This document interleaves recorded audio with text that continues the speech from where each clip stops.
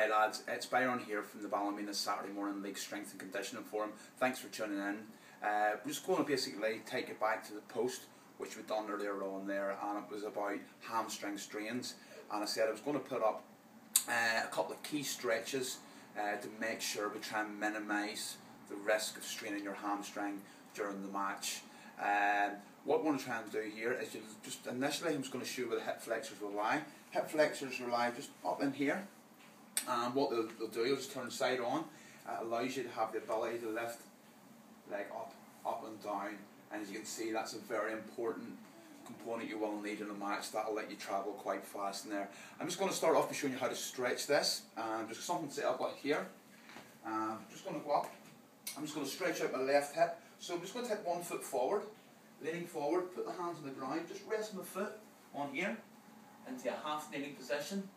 Get up nice and tall, and what you're just trying to maintain is your knee, your hip and your shoulder in a line, and just keep up nice and tall. You can feel this here.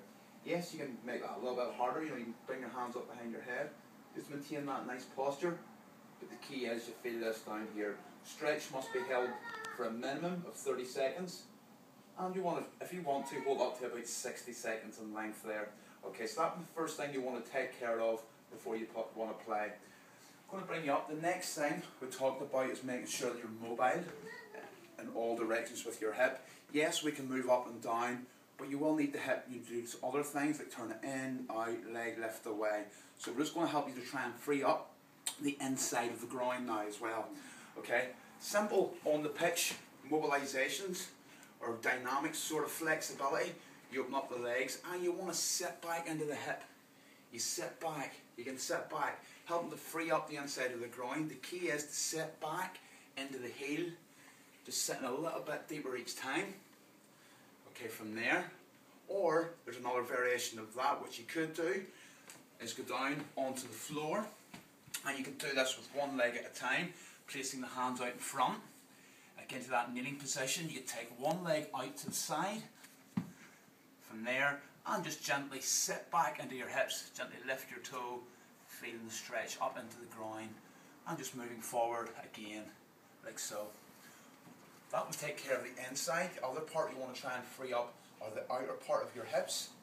And a simple stretch for that will bring your hands on the floor, out onto the tiptoes.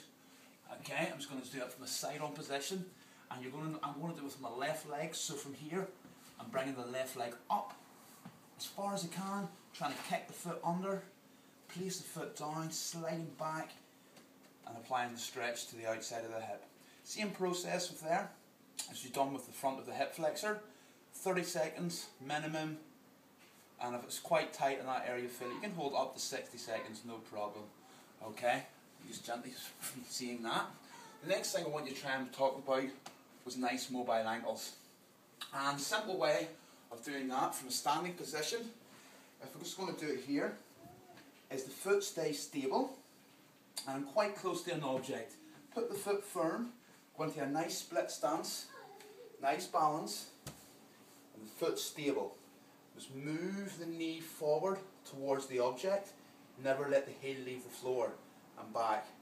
You will carry that out for a succession of 10 to 12 times, making sure the ankle's nice and mobile, moving backward and forward there. Okay, I'll just show you briefly with the other foot.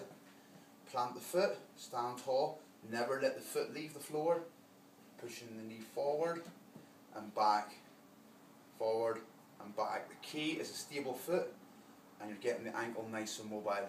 And the last thing we'll just show you there, just making sure the ankles are nice and mobile and starting to sort of wake up the hamstrings. The last in sequence from here, just put your hands as if you're assuming similar to a press up position.